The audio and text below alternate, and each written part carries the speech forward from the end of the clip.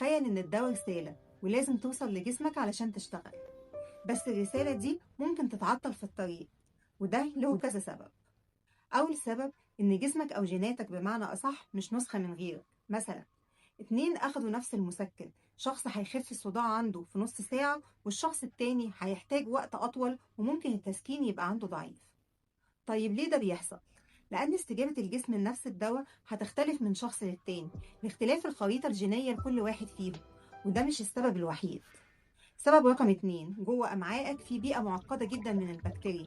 الأبحاث بتقول إن بعض بكتيريا الأمعاء ممكن تأثر على امتصاص أو تفعيل بعض الأدوية، يعني ممكن تاخد الدواء بس الجسم مش بيستفيد منه بنفس الكفاءة.